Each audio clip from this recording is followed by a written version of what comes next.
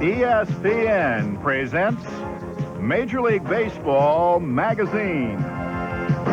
This week's cover story, the stories behind the stories of the 1961 Yankees.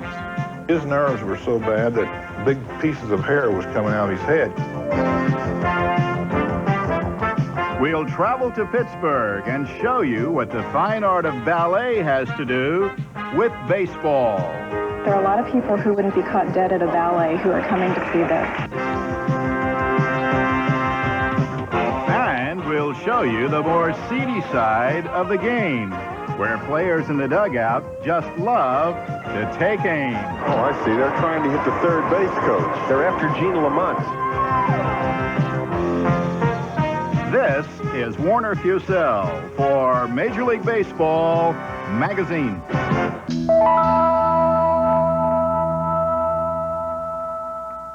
2 outs, nobody on. There it is. There it is. If it stays fair, and it is, number 60. The most celebrated moment from the Yankees' 61 season came when Roger Maris broke Babe Ruth's record with 61 home runs. But there are other facts about the 61 Yankees that are often overlooked.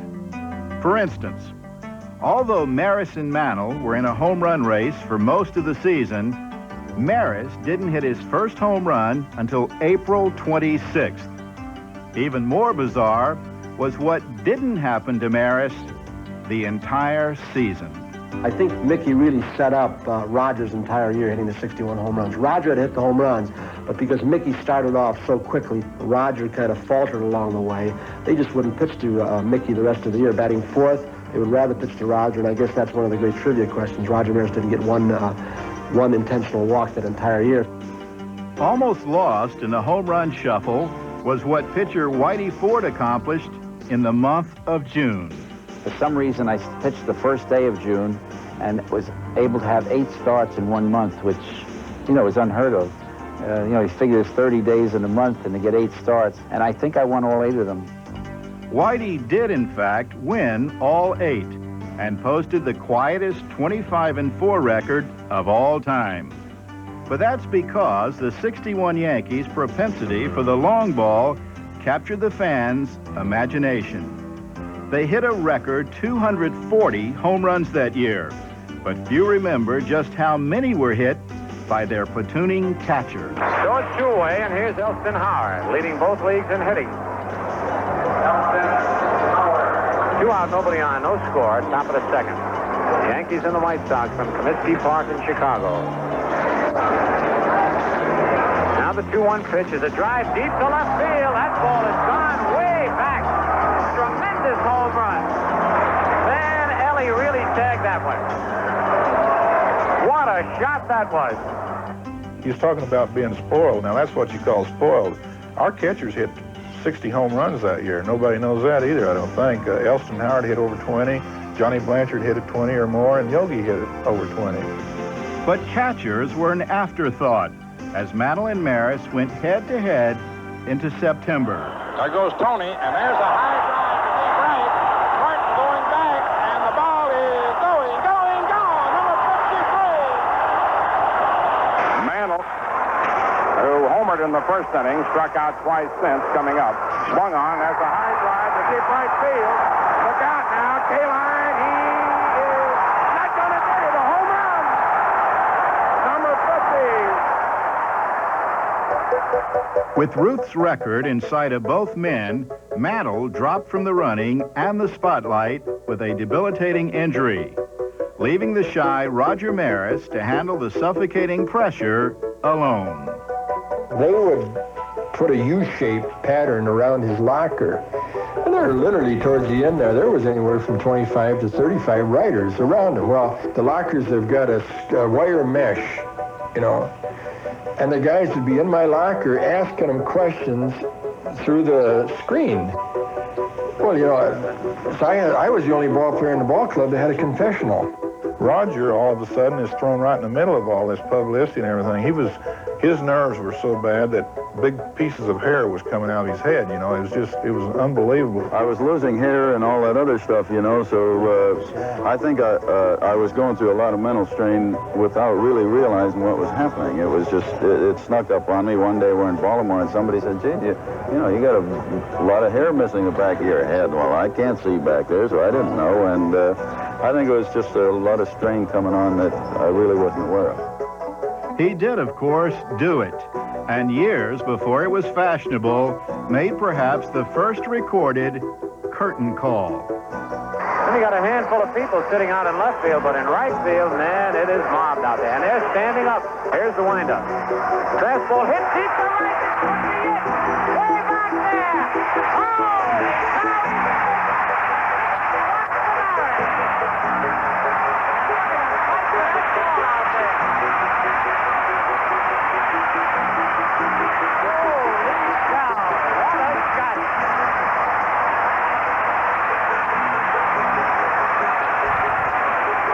Standing ovation for Roger Maris, and they want Maris to come out and take another bow. He does. And if his teammates are pushing him out there, he wants to get down, they won't let him. I played 16 years. I really never ever saw anybody get a standing ovation, and it was something that to me when I came in, I did my job.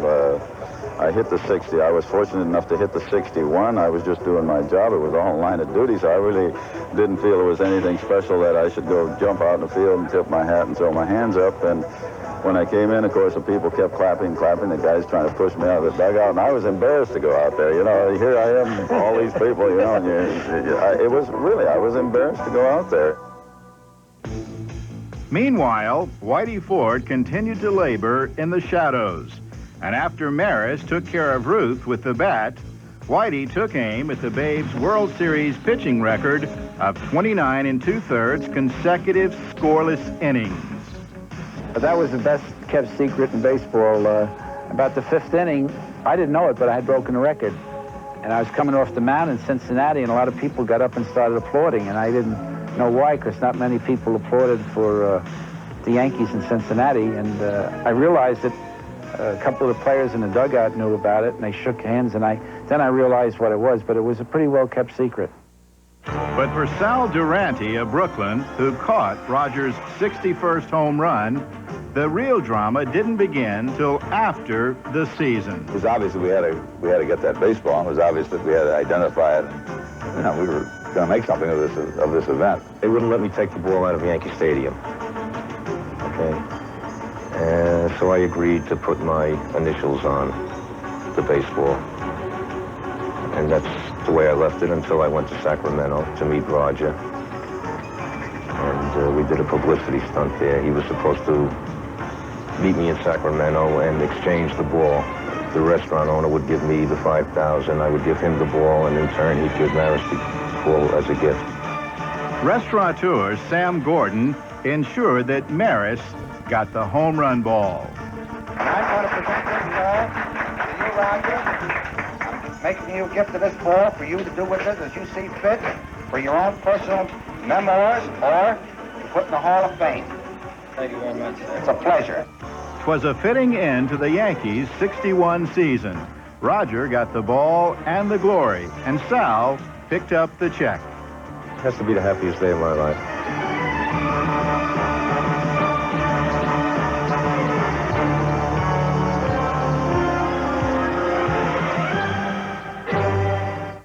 The clean lines were put.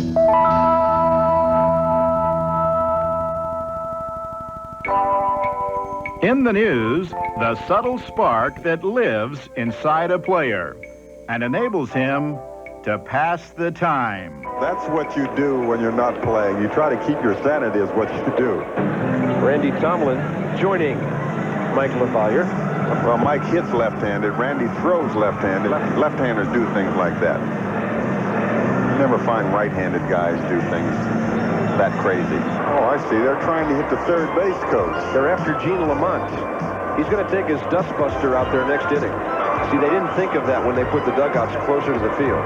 Now, what do you do between at-bats? I try to do whatever. Since a couple of my teammates, my best friends. Well, left-handers are a little different, right? That's 6'10" Randy Johnson. That's what's known as a rubber arm, isn't it? Rubber arm. Do you hit any differently on the road than you do in Boston? Do you approach the pitch any differently?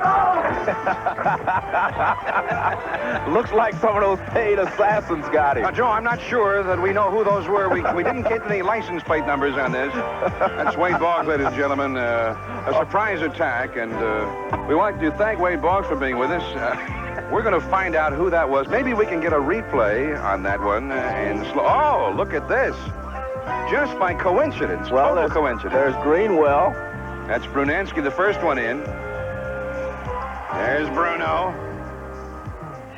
And that's Steve Lyons, Psycho himself, and back in the background, the first one out of the dugout, Mike Greenwell. Take your pick, fastball or a slider. 10-finger Johnson, they call him, right? Some players get to laugh on the field, but only one gets to laugh at Dad.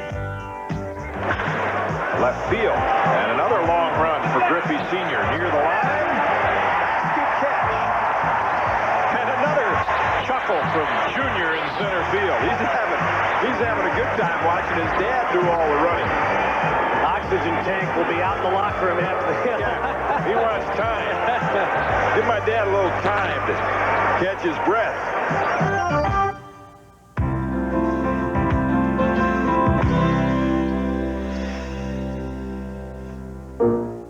This is Casey from the Pittsburgh Ballet's production of Casey at the Bat, a program designed for children. One of the board members of Performing Arts for Children submitted it as a possible idea on a list of many ideas, along with Star Wars and Superman and things like that. And when I saw Casey, I thought I could do something with this. And I think a lot of people thought I was crazy, but I thought it was perfect for a ballet. I mean, the movement is right there. So I didn't see a problem. But accuracy was a problem.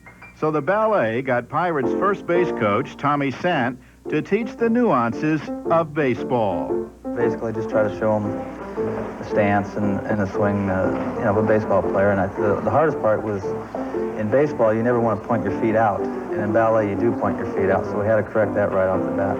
And then we went into pitching, a little bit of pitching form, and then how to catch the ball.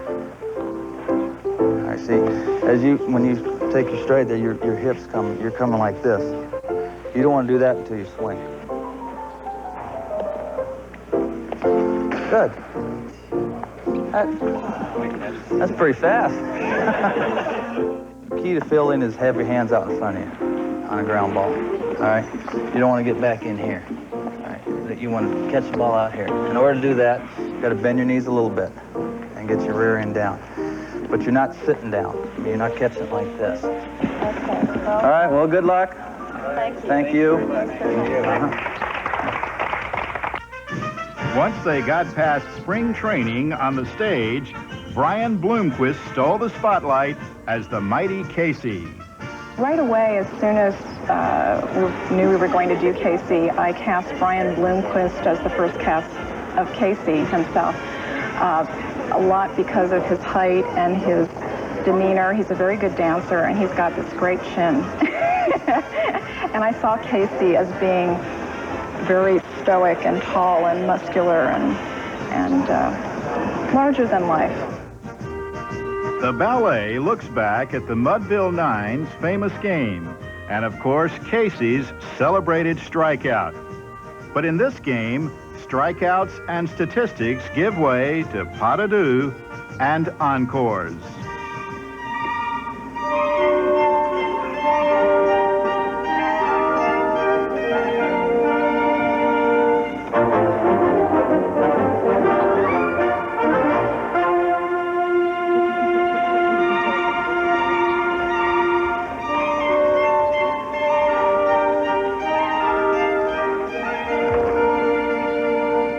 I expected it to come out as well as it did. I knew it would be fun, but it really has taken off. In fact, there are a lot of people who wouldn't be caught dead at a ballet who are coming to see this. So we're really pleased. Well, I thought it was very good. You know, it looked like they took everything we talked about and put it into application, and I really enjoyed it. And it's my first ballet, and I thought that was awesome.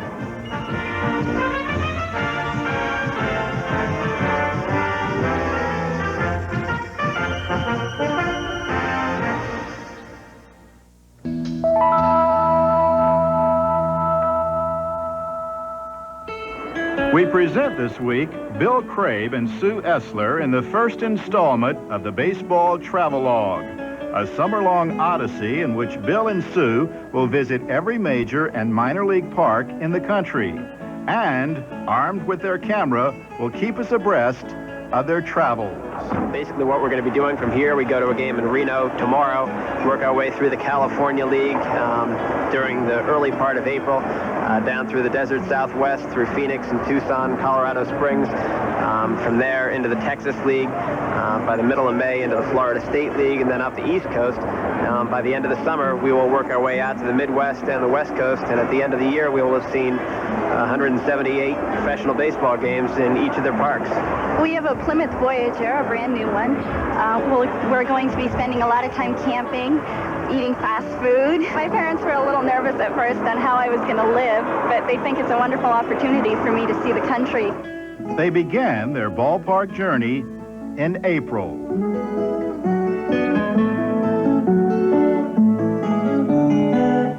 Already, Bill and Sue have come to realize that the minor league parks have a certain Norman Rockwell charm that you just don't find on the major league trail. Cashman Field is unlike a lot of the parks that we've seen so far this year. Obviously, it's different because it's a AAA park, but it's also different because it's just one of the more well-laid-out stadiums that we've been to. Featured in Bakersfield, California, it's the country's only indoor park playground. So keep watching for more of Bill and Sue's excellent baseball adventure. And now it's time for the Upper Deck Stat of the Week. Nobody does baseball like Upper Deck. Ricky Henderson always seems to turn up at Nolan Ryan's important events, even if he doesn't really want to be there. Ricky Henderson will be in the record books as strikeout number 5,000. Again, the 0-2 pitch. Little roller to short. Houston, the outbound throw, they'll get him. That's out number 2. Nolan Ryan 1 out away from a 6th career no-hitter. Even when Ricky passed Lou Brock, he was done one better by Nolan. That's it. Number 7 is in the books. The remarkable Ryan has done it again. As long as Ricky's around, Ryan's name lives on.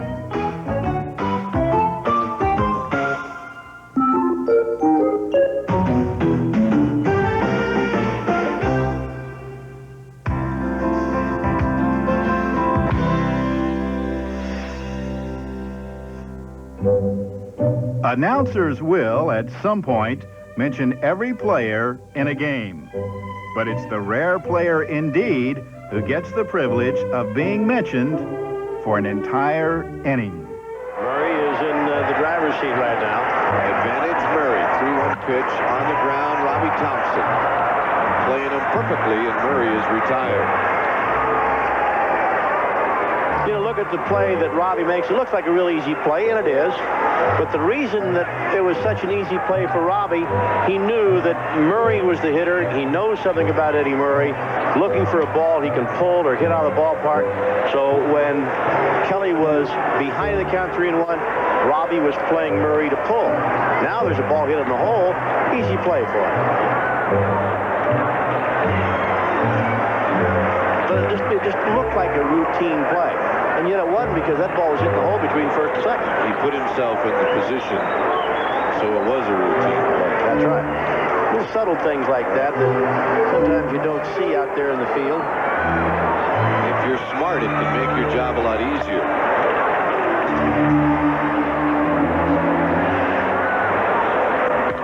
And this to Robbie Thompson. This will be a tougher play. And he got him by a step. Good, strong arm from Robbie Thompson, and that's out number 2. All right, now, With Murray, he knows he's going to pull the ball. Cal Daniels is not a pull hitter. Cal Daniels hits the ball back up the middle. Where's Robbie Thompson? Right there to throw him out. He's all over the place. That's right. Look at the range that Thompson has demonstrated on 2 ground balls. One in the hold at first, this one back up the middle.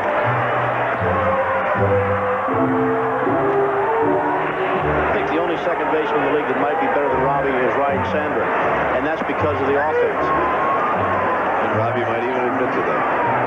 Defensively, I don't think so. I think Jose Lean is much more spectacular, but that doesn't mean that he's any better. And I really believe Robbie is the best at turning the double play. Yeah, there's nobody in the better.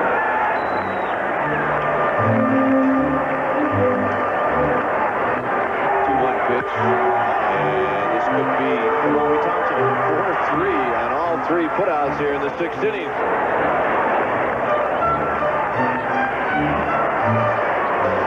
Giants here in the top of the 7th inning, and this indeed was the Robbie Thompson inning. Well, one was to his left. Robbie. Look how close he is to playing first base. Second base. Then the one back up the middle off of Cal Daniels. Took the high hop from the grass. Guns him down. And this one, the Robbie Thompson inning. Nice goal.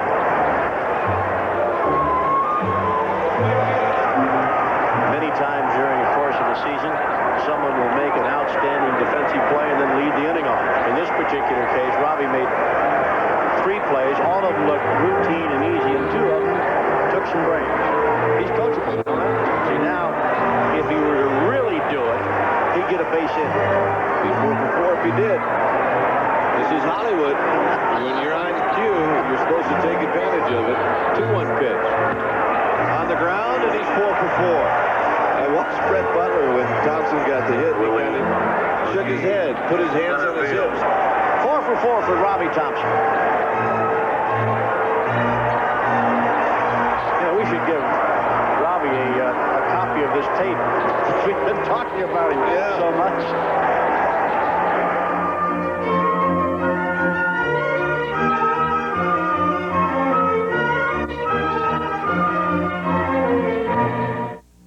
Upper Deck.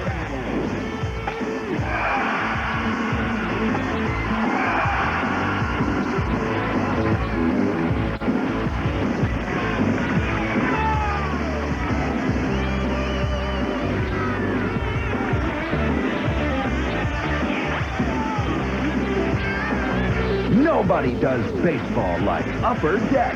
Find one of 2,500 personally signed Nolan Ryan cards hidden in random packs. Listen to my nephew. He's going to be a lawyer like me. He's even going to look like me. Oh, really? So does that mean on his first big trial day, the jury's going to notice his winning smile? Yeah. And his great suit. Yeah. Oh, his little flakes. No, dandruff? Me? Oh, it's going to happen to perfect people. Here, just use my shampoo.